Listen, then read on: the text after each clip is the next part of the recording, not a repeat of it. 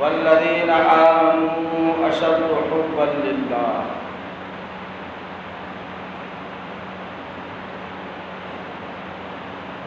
آمنت بالله صدق الله العظيم إن الله وملائكته يصلون على النبي يا أيها الذين آمنوا صلوا عليه وسلموا تسليما اللهم صل وسلم وبارك على سيدنا محمد وآله دائما أبدا صلاة وسلام عليك يا رسول الله صلی اللہ علیہ وسلم۔ اور کچھ لوگ اللہ کے سوا اور معبود بنا لیتے ہیں کہ انہیں اللہ کی طرح معبود رکھیں، اور ایمان والوں کو اللہ کے برابر کسی کی محبت۔ سورۃ بقرہ شریف کی 4ویں رکوع کی یہ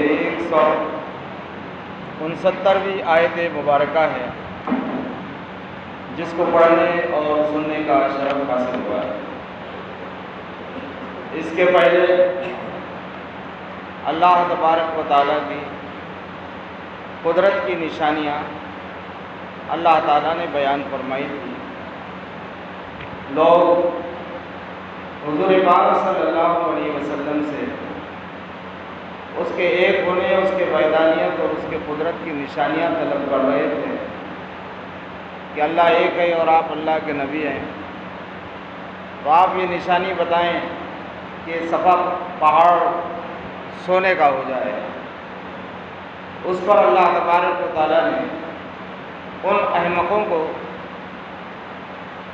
اپنی قدرت کی نشانیاں جو وہ روز دیکھتے ہیں اس پر غور و فکر کرنے کی دعوت دی تھی کہ روزمرہ یہ اللہ کی نشانیاں تم دیکھتے ہو، اسی میں اللہ کی قدرت اور اس کی نشانیاں دیکھ لیا کرو۔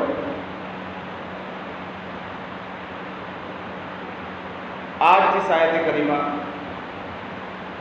کو پڑھنے اور سننے کا شرف حاصل ہوا، اس کا تعلق پچھلی آیت سے اس طرح بھی ہے کہ وہ لوگ بتوں کی محبت کرتے ہیں۔ آج فرمایا جا رہا ہے کہ ایمان والے صرف اور صرف اللہ ہی سے محبت رکھتے ہیں۔ وَمِنَ النَّاسِ، اور لوگوں میں سے کچھ لوگ، سب لوگ نہیں، کچھ لوگ ایسے ہیں مَن يَتَّخِذُ مِن دُونِ اللَّهِ أَندَادًا، کہ اللہ کے سوا اور معبود بنا لیتے ہیں، خود ساختہ، خود سے۔ معبود تو ایک ہی ہے، مگر انہوں نے اپنے خود ساختہ معبود بنا لیے ہیں۔ اور کیا کرتے ہیں؟ ان سے جس طرح اللہ سے محبت رکھنا چاہیے اس طرح ان بتوں سے محبت رکھتے ہیں۔ یہ مشرکین کا طریقہ کار ہے۔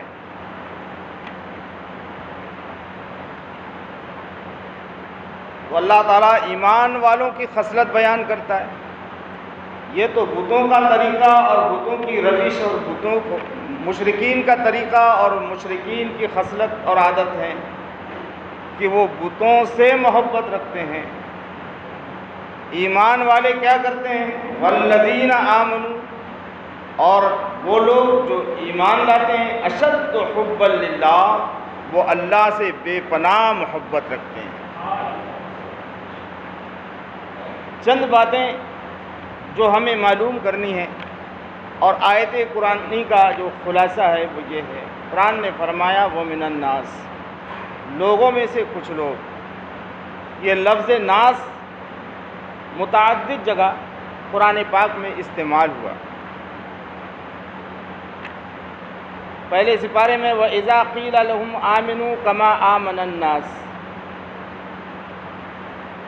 اور جب ان سے کہا جاتا ہے کہ ایمان لاؤ جیسے لوگ لاتے ہیں. دوسری جگہ ہے وَإِذَا لَقُوا الَّذِينَ آمَنُوا قَالُوا آمَنَّا.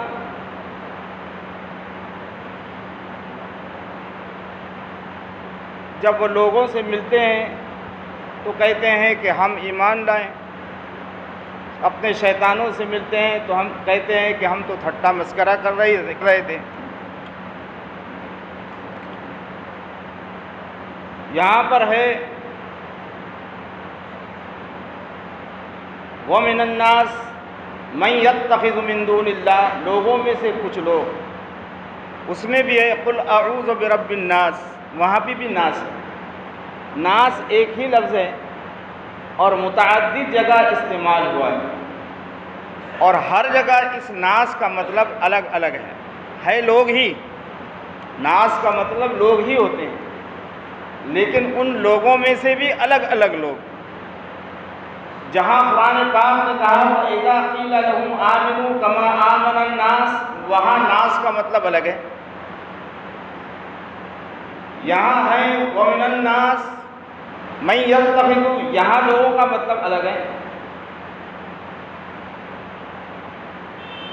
بتانا یہ مقصود ہے کہ لفظ ایک ہے, الگ الگ استعمال ہوا ہے, اور الگ الگ جہاں جہاں یہ لفظ استعمال ہوا ہے وہاں اس ناس سے الگ الگ لوگ مراد ہیں.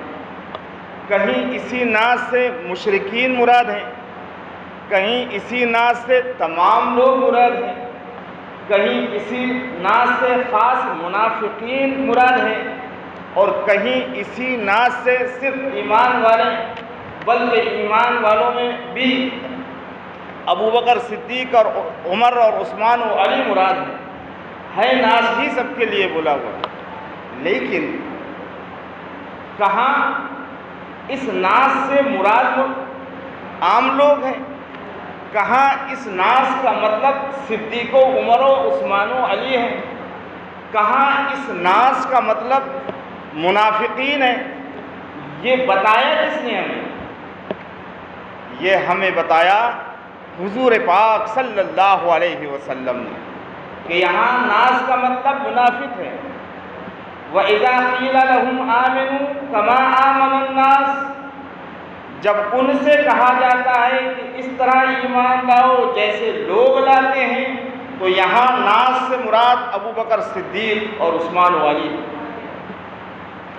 یہاں فرمایا گیا وَمِنَ النَّاسِ مَن يَتَّخِذُ, تو یہاں ناس سے مراد مشرکین ہیں. جہاں وہ کہا گیا کہ کچھ لوگ ہیں جو کہتے ہیں کہ ہم ایمان نہ لائیں. وَمِنَ النَّاسِ مَن يَقُولُ آمَنَّا بِاللَّهِ وَبِالْيَوْمِ الْآخِرِ وَمَا هُمْ بِمُؤْمِنِينَ. وہاں بھی ناس ہے, لیکن وہاں ناس سے مراد منافق ہے. کہ منافقوں میں سے کچھ لوگ ہیں جو کہتے ہیں کہ ہم اللہ اور یوم آخرت پر ایمان لائیں, مگر وہ مومن نہیں. ایک لفظ ناس کا الگ الگ جگہ الگ الگ مطلب جو بیان ہو رہا ہے, یہ حضور کی ذات کر رہی ہے. کہنا یہ ہے کہ جو ذات اللہ کی مراد جانتی ہے کہ اس ناس سے مراد کیا ہے, اس ناس سے مراد کیا ہے. ایک ہی لفظ جب الگ الگ استعمال ہوتا ہے تو اس سے مراد کیا ہے, ٹھیک اس کے معنی کیا ہے, اس سے مراد کون لوگ ہیں, یہ کون بتاتا ہے؟ یہ ہمیں حضور بتاتے ہیں. اور حضور کو یہ مطالب کہاں سے حاصل ہوتے ہیں؟ حضور پاک رحمت عالم صلی اللہ علیہ وسلم کو یہ مطالب ان کا پروردگار بتاتا ہے. تو جو خدا کی مراد جانتا ہو, جو خدا کہہ رہا ہے اس کی مراد جانتا ہو, وہ ہمارے اور تمہارے دلوں کا راز نہیں جانے گا. سبحان اللہ, سبحان اللہ. وَمِنَ النَّاسِ مَن يَتَّخِذُ مِن دُونِ اللَّهِ, جنہوں نے کچھ معبود بنا لیے اور پھر ان سے اللہ کے جیسی محبت کرنے لگے. محبت بڑی عجیب چیز ہے. اسلام کا پورا خلاصہ جو ہے وہ محبت سے ہے۔ ایک مرتبہ کسی نے رسول اللہ صلی اللہ علیہ وسلم سے پوچھا، یا رسول اللہ، اسلام کا، یا سرکار نے پوچھا بتاؤ سب سے اچھا عمل کون سا ہے؟ کسی نے کہا کہ نماز۔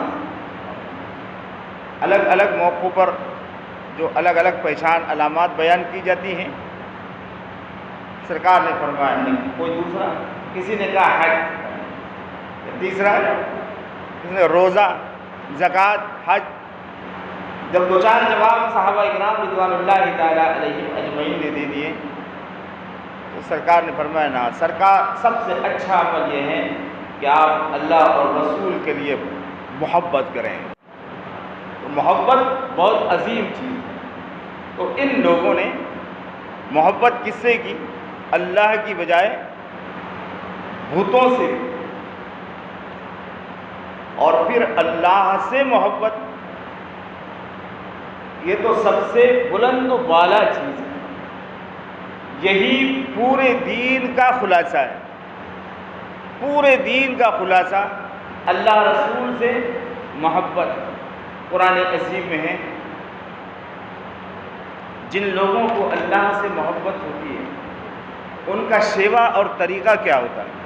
قرآن عظیم نے کہا، لا تجد قوما یؤمنون باللہ والیوم الآخر یوادون من حاد اللہ ورسولہ ولو کان آباؤہم وابناؤہم وعشیرتہم اولئک کتب فی قلوبہم الایمان۔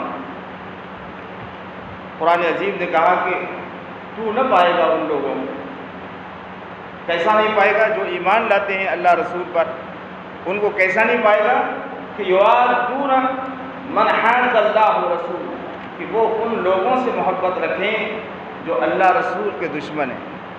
یعنی ایک ایمان والا اللہ رسول سے جو لوگ دشمنی رکھتے ہیں ان سے محبت نہیں رکھتا، وہ صرف اللہ رسول سے ہی محبت رکھتا ہے۔ پھر ولو کان آباؤہم، وہ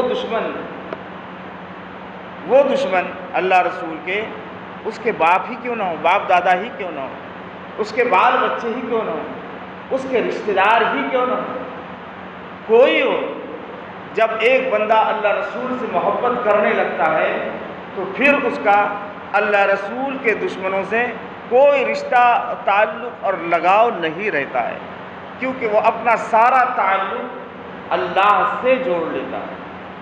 جب بندے کے دل میں ایسی کیفیت پیدا ہو جاتی ہے کہ وہ اللہ رسول کی محبت کے لیے سب کو ترک کر دیتا ہے جو اللہ رسول کے دشمن ہیں، تو پھر اللہ رب العزت کی طرف سے اس کے اوپر یہ انعام ہوتا ہے، کتب اللہ فی قلوبہم الایمان، اللہ ایسے لوگوں کے دلوں میں ایمان کو نقش فرما دیتا ہے۔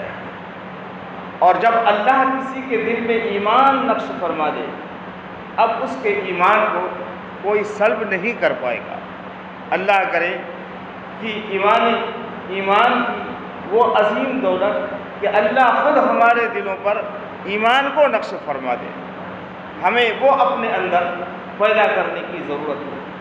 دوسری جگہ ہے، قل ان کان آباؤکم وازواجکم وعشیرتکم واموال اقترفتموها وتجارۃ تخشون کسادها ومساکن ترضونها احب الیکم من اللہ ورسولہ وجہاد فی سبیلہ فتربصوا حتی یأتی اللہ بامرہ واللہ لا یہدی القوم الفاسقین۔ محبوب آپ فرما دیں، محبت کی بات چل رہی نا کہ وہ مشرکین بتوں سے محبت کرتے ہیں، اور محبت کس سے چاہیے اور اللہ رسول سے محبت کا تقاضا کیا ہے؟ تو قرآن عظیم میں اس آیت مبارکہ میں فرمایا، محبوب تم فرما دو، ان کان آباؤکم، اگر تمہارے باپ دادا اور تمہارے بال بچے، وہ ابناؤکم، اور تمہارے رشتہ دار، وہ عشیرتکم، وہ اموال، اور تمہارے مال جس کو جوڑ کر تم نے رکھا ہے، وہ تجارت تخشون کسادہا، اور تمہاری تجارتیں بیپار جس کے ڈوبنے کا تمہیں ڈر ہے، وہ مساکن ترضونہا، اور وہ تمہارے مکان، وہ کوٹھیاں، وہ بنگلے جنہیں تم نے بھرپور آسائش سے پر کر رکھا ہے، ترضونہا احب الیکم من اللہ ورسولہ، یہ ساری 8 چیزیں جو بتائی گئی، گنائی گئی، کیا کیا؟ تمہارے باپ دادا، تمہاری اولادیں، تمہارے رشتہ دار، تمہاری تجارتیں، تمہارے مال، اور تمہارے وہ پسندیدہ مکان جن کے ڈوب جانے کا تمہیں ڈر ہے، ضائع ہو جانے کا ڈر ہے، احب الیکم من اللہ ورسولہ، اگر تمہارے دل کی کیفیت ایسی ہے کہ یہ ساری 8 چیزیں جو بیان ہوئی ہیں اللہ اور اس کے رسول سے زیادہ محبوب ہے، ترضونہا احب الیکم، یہ کسوٹی ہے ایمان کی، ہر ایک نے اپنے دل پر یا اپنے دل کا جائزہ لینا چاہیے۔ احب الیکم من اللہ ورسولہ وجہاد فی سبیلہ، اگر یہ 8 چیزیں تمہیں اللہ رسول سے بہت زیادہ محبوب ہیں، ان کی محبت اللہ رسول کی محبت پر غالب ہے، اور یہ پتہ جب چلتا ہے جب ان دونوں باتوں میں تصادم ہوتا ہے، اللہ رسول کی محبت کے خاطر مال میں نقصان آتا ہے تو انسان اللہ رسول کی محبت کو سائیڈ میں رکھتا ہے، مال کے نقصان کو بچاتا ہے۔ یہ انسانی فطرت ہے، یہ انسانی فطرت ہے۔ اس کا اظہار اسی وقت ہوتا ہے جب دنیا کا فائدہ انسان کا ختم ہونے لگ جائے تو انسان اللہ رسول تو کرتا ہے، 5 وقت کی نماز بھی پڑھتا ہے، روزے بھی رکھ لیتا ہے، وقت آیا تو زکوٰۃ بھی دے دیتا ہے، مگر جب اللہ رسول کی محبت اور بیان کردہ یہ 8 چیزوں کے محبت میں جب تصادم آتا ہے تو اس کا جو دلی میلان طبیعت کا ہوتا ہے وہ ان 8 چیزوں پر رہتا ہے، وہ اللہ رسول کی محبت پر اس وقت سائیڈ میں رکھتا ہے۔ کوئی مسئلہ بھی آ گیا تو یار یہ ٹھیک ہے نا، اس کو نہیں کرتے، اس کو کر لیتے، اللہ معاف کرنے والا ہوتا ہے، نہیں ہوتا ہے، ہاں وہی بیان ہے، وہی بیان ہے۔ تو جس کے دل کا حال ایسا ہے، جس کی طبیعت کا میلان ایسا ہے، اللہ فرماتا ہے فتربصوا، تو انتظار کرو، کہے گا حتیٰ یأتی اللہ بامرہ، کہ اللہ تم پر عذاب نازل فرمائے، واللہ لا یہدی القوم الفاسقین، اور اللہ فاسقوں کو ہدایت نہیں دیتا۔ یہ 8 چیزیں ایسی ہیں جن کے اوپر بندہ مومن کی محبت ہمیشہ غالب رہنا چاہیے، ہمیشہ غالب رہنا چاہیے۔ تو ان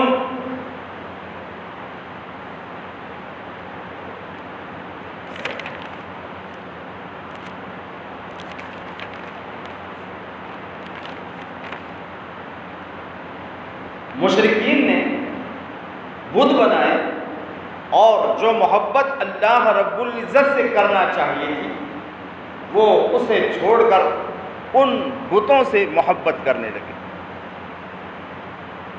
یہ بت وہ بت ہی نہیں ہے، ہر وہ چیز، یہ جو قرآن عظیم نے فرمایا انداز، یہ ند کی جمع ہے، ہر وہ چیز بت ہے۔ مفسرین نے ایک بات فرمائی کہ ہر وہ چیز یہاں بت ہے جو اللہ رسول کی محبت سے انسان کو باز رکھتی ہے، ہر وہ چیز بت ہے جو اللہ رسول کی محبت میں روڑا ڈالتی ہے، چاہے وہ دکان کی صورت میں ہو، چاہے وہ اولاد کی صورت میں ہو، چاہے وہ کسی اور تجارت کی صورت میں ہو، ہر وہ چیز بت ہے، بزرگان دین فرماتے ہیں، جو اللہ رسول کی محبت میں روڑا ڈالتی ہے۔ تو مشرکین نے کیا کیا؟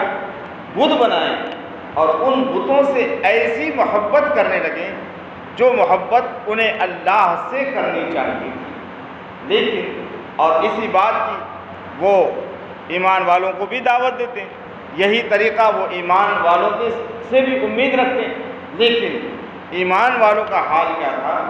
والذین آمنوا اشد حبا للہ، لیکن جو ایمان والے ہیں وہ کیا کرتے ہیں؟ اشد حبا للہ، وہ اللہ سے بہت زیادہ محبت رکھتے ہیں۔ ایمان والوں کے دلوں میں اللہ ہی سے محبت رہتی ہے۔ اس کا مطلب یہ نہیں کہ ان کے دل میں ماں باپ کی محبت نہیں رہتی، ان کے دل میں رشتہ داروں کی محبت نہیں رہتی، ان کے دل میں کام کاج سے محبت نہیں رہتی ہے، لیکن ان ساری محبتوں کی جو وجہ ہے، اصل اور بنیاد، وہ اللہ رسول سے محبت کی بنیاد پر رہتی ہے۔ ماں باپ سے بھی محبت رکھتے ہیں ایمان والے تو صرف اس لیے کہ انہیں اللہ رسول سے محبت ہے، اسی وجہ سے وہ ماں باپ سے بھی محبت رکھتے ہیں۔ اولاد سے بھی محبت رکھتے ہیں تو صرف اس لیے کہ انہیں اللہ رسول سے محبت ہے۔ کام کاروبار اور رشتہ داروں اور دوستوں اور پڑوسیوں اور دنیا کے ہر ایک فرد کے ساتھ وہ محبت رکھتے ہیں، تو ان کی اس محبت کا تقاضا اور اس کی بنیاد اور اصل اللہ رسول کی محبت ہی رہتی ہے۔ جیسا کہ اللہ کے رسول شافع یوم النشور صلی اللہ علیہ وسلم نے ارشاد فرمایا، من احب الیہ ومن ابغض للہ، من احب للہ ومن ابغض للہ ومن اعطى للہ ومن منع للہ فقد استکمل الایمان۔ سرکار فرماتے ہیں، جس نے محبت کی اللہ کے لیے اور جس نے دشمنی کی اللہ کے لیے اور جس نے کسی کو کچھ دیا اللہ کے لیے اور کسی نے کسی کو کسی چیز سے روکا اللہ کے لیے، جب بندے کے دل میں یہ کیفیت پیدا ہو جاتی ہے تو سرکار فرماتے ہیں فقد استکمل الایمان، اس نے اپنے ایمان کو مکمل کر لیا۔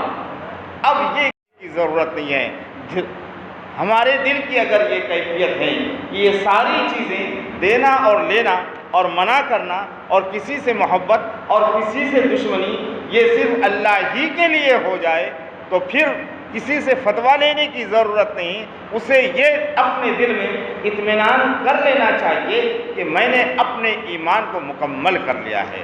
مگر اس سے پہلے یہ یقین ضروری ہے کہ یہ کیفیت دل کے اندر پیدا ہو جائے۔ تو ایک بندہ مومن کی جو کیفیت ہے وہ ہے اللہ رسول سے محبت۔ قرآن عظیم نے جو محبت کو یہاں بیان کیا ہے وہ والذین آمنوا اشد حبا للہ، اللہ سے اشد محبت بیان کیا ہے۔ اور آپ نے بارہا سنا ہوگا کہ حضور پاک صلی اللہ علیہ وسلم فرماتے ہیں لا یؤمن احدکم حتی یکون احب الیہ من ولدہ ووالدہ والناس اجمعین۔ کوئی بھی آدمی شخص اس وقت تک مسلمان نہیں بن سکتا جب تک کہ اس کے دل میں سرکار فرماتے ہیں کہ میری محبت میری اپنے باپ دادا اور اپنے بچے اور اپنے رشتہ داروں سے زیادہ نہ ہو جائے۔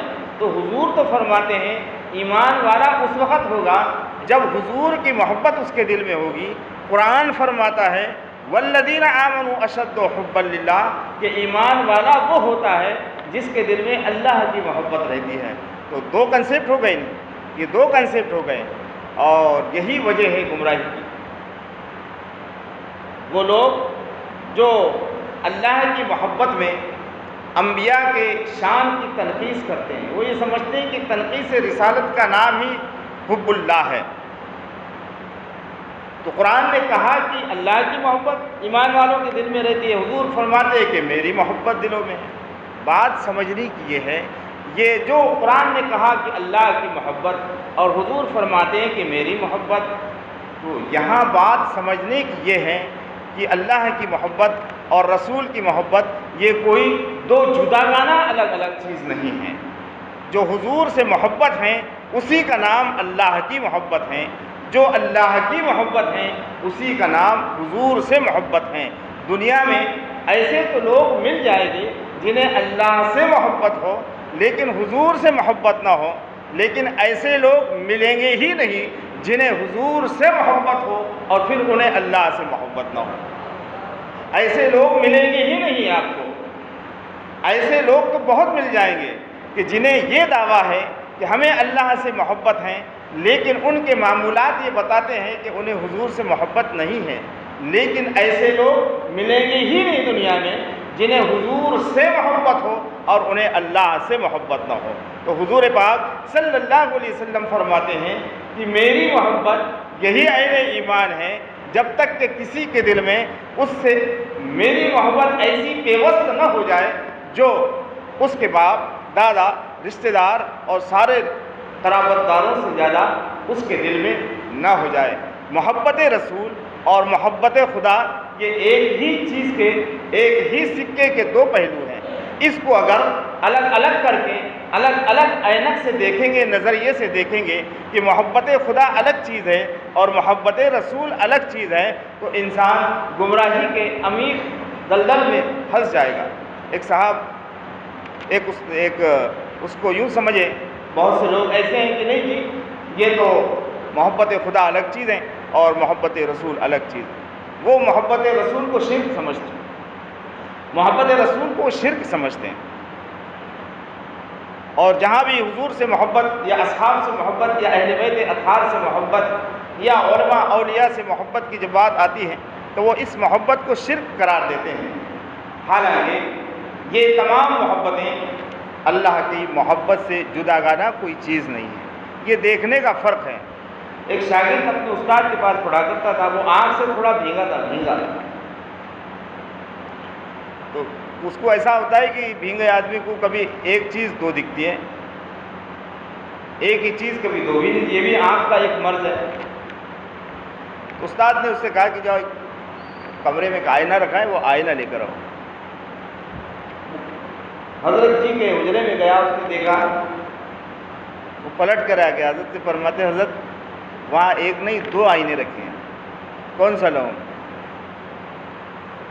تو حضرت اس کا مرض سمجھ گئے، کہا ایسا کرو اس میں سے ایک آئینہ توڑ دو، جو بچے گا اس کو لا لینا۔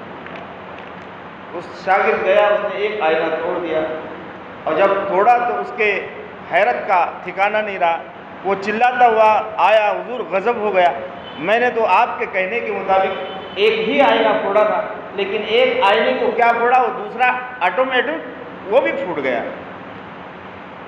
میں نے اس کو تو پھوڑا نہیں تھا۔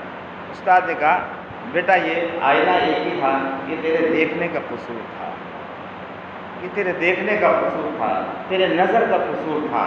وہ لوگ جو محبت رسول اور محبت خداوندی کو دو الگ الگ نظریے سے اور آنکھوں سے دیکھتے ہیں، ان کا یہ قصور ہے۔ جب یہ تلخیص رسالت کو اگر انہوں نے توحید سمجھ لیا ہے اور اس تلخیص کو اگر وہ موحد اور ایمان سمجھتے ہیں اور اسی بنیاد پر اگر انہوں نے انبیاء و اولیاء کی تلخیص اور توہین کی ہے، تو یہ دیکھیں گے کہ ان کا قیامت میں وہ توحید کا آئینہ چکنا چور ہوا ملے گا ان کو، جنہوں نے تنقیص رسالت کو ایمان سمجھ لیا تھا اور محبت رسول اور محبت خداوندی کو الگ الگ دو چیزیں سمجھ لیا تھا۔ تو ایمان یہ ہے والذین آمنوا اشد حبا للہ، جو ایمان والے ہیں وہ اللہ سے حد درجے کی، غایت درجے کی محبت رکھتے ہیں۔ اللہ رب العزت یہ ایمان کی کیفیت ہم سب کو نصیب فرمائے، اس کا ایک ہمارے اندر یہ کیفیت ہے یا نہیں ہے۔ ہوتا کیسا ہے، ہم سن لیتے ہیں، ہم ان چیزوں کو اپنے اوپر اپلائی نہیں کر پاتے ہیں، ہم ڈھونڈ نہیں پاتے ہیں کہ یہ جو خصلتیں اور ایمان ہمارا آپ کا سب سے بڑا اس وقت کا المیہ یہ ہے کہ ہم پڑھتے بھی بہت ہیں، ہم سنتے بھی بہت ہیں، لیکن یہ پڑھی ہوئی اور سنی ہوئی ساری چیزیں ہم ایک کان سے سنتے ہیں اور دوسرے کان سے اس کو چھوڑ دیتے ہیں، کبھی اپنے اوپر اپلائی نہیں کر پاتے ہیں، یا ہم اپنے اندر یہ ساری چیزیں ڈھونڈ نہیں پاتے ہیں کہ یہ چیزیں ہمارے اندر ہے یا نہیں ہے۔ جب کبھی خلاف شرع معاملات سامنے آئے اور خلاف شرع کام کرنے میں ہمارا بہت فائدہ ہوتا ہے، اب ہم اس کو ڈھونڈیں کیسے کہ اللہ کی محبت ہمارے اندر زیادہ ہے نا، کیسے ڈھونڈیں؟ اس کا آسان سا طریقہ یہ ہے کہ شرع کے مطابق کوئی کام کرنے اور شرع کے مطابق کوئی کام نہ کرنے۔ ہوتا ایسا ہے کہ اگر ہمیں یہ معلوم ہو کہ شرع کے خلاف کام کرنے میں ہماری دنیا کا بہت بڑا فائدہ ہے، بہت فائدہ ہے، تو ہم وہاں شرعی مسائل کو بالائے طاق رکھتے ہیں اس کو چھوڑ دیتے ہیں، اور پھر بھی ہمارا یہ دعویٰ ہوتا ہے کہ ہم اللہ سے محبت کرتے ہیں۔ اللہ کے رسول صلی اللہ علیہ وسلم ارشاد فرماتے ہیں کہ کوئی اگر یہ چاہتا ہے، کوئی یہ چاہتا ہے کہ اللہ کے نزدیک میری کتنی قدر ہے، میری کتنی عزت ہے، اللہ کے نزدیک بہت آسان چیز ہے، بہت آسان۔ ہر آدمی کے دل میں یہ خواہش ہوتی ہے کہ اللہ کے نزدیک میری کتنی قدر ہے، میں نماز پڑھتا ہوں، روزہ رکھتا ہوں، درود شریف پڑھتا ہوں، تلاوت کرتا ہوں، اچھے اچھے کام کرتا ہوں، لوگوں کو ستاتا بھی نہیں ہوں، بدنگاہی بھی نہیں کرتا ہوں، سب کرتا ہوں، بہت اعمال خیر کا ڈھیر میرے پاس جمع ہو گیا ہے، اللہ کے نزدیک میری کتنی قدر ہے۔ تو اگر کوئی یہ چاہتا ہے کہ وہ اس کو یہ بات معلوم ہو، یہ راز معلوم ہو کہ اللہ کے نزدیک اس کی کتنی قدر ہے، تو اپنے دل میں جھانکیں اور یہ دیکھیں کہ اللہ کی اس کے نزدیک کتنی قدر ہے۔ بہت آسان طریقہ ہے، اللہ کی قدر اس کے نزدیک کتنی ہے، اسے یہ معلوم ہو جائے گا کہ اللہ کے نزدیک اس کی قدر کتنی ہے۔ تو جتنی قدر اللہ کی اس کے دل میں ہوگی، اللہ کے نزدیک بھی اس کی قدر اتنی ہی بڑی ہوگی، اتنی ہی بڑی ہوگی۔ کتنا آسان نسخہ بزرگوں نے یہ دیا ہے کہ اگر کوئی یہ چاہتا ہے، یہ راز معلوم کرنا چاہتا ہے کہ اللہ کے نزدیک اس کی کیا حیثیت ہے، تو وہ خود دیکھیں کہ اللہ کی حیثیت اس کے نزدیک کیا ہے، کہاں کہاں وہ اپنے منفیت کو اللہ رسول کی رضا کے لیے چھوڑتا ہے، اور کہاں کہاں اپنے منفیت کے لیے اللہ رسول کو وہ ناراض کرتا ہے۔ اللہ رب العزت خیر فرمائے۔ بزرگوں کے نزدیک، صحابہ کے نزدیک اللہ کی جو محبت ہوتی ہے وہ ہمارے لیے مثال ہے۔ ہم میں سے کوئی یہ نہیں کہتا کہ ہمیں بالکل اسی طرح کر لینا چاہیے، وہ تو ایک نمونہ تھے۔ حضرت طلحہ رضی اللہ تعالیٰ عنہ اپنے باغ میں تھے، بڑا گنجان اور مدینہ المنورہ کا سب سے عظیم تر کھجور کا باغ، کہ اگر پرندہ نکل جائے تو اس کو جانے کے لیے راستہ نہ ملے۔ ایک دن حضرت طلحہ رضی اللہ تعالیٰ عنہ اپنے باغ میں نماز پڑھ رہے تھے، تو اچانک ایک پرندہ جو ہے پھڑپھڑانے لگا، جس کے پھڑپھڑانے کی وجہ سے ان کے نماز میں دخل ہوا۔ وہ اپنے نماز سے فارغ ہوئے، بارگاہ رسالت پاک صلی اللہ علیہ وسلم میں حاضر آئے، چونکہ وہ صحابہ ہیں، حاضر آئے، اور حالانکہ صحابہ اکرام کو ہم یہ سمجھتے ہیں کہ اتنے بڑے عمل کرنے کی، ہماری سوچ کے مطابق اتنے بڑے عمل کرنے کی ضرورت نہیں تھی۔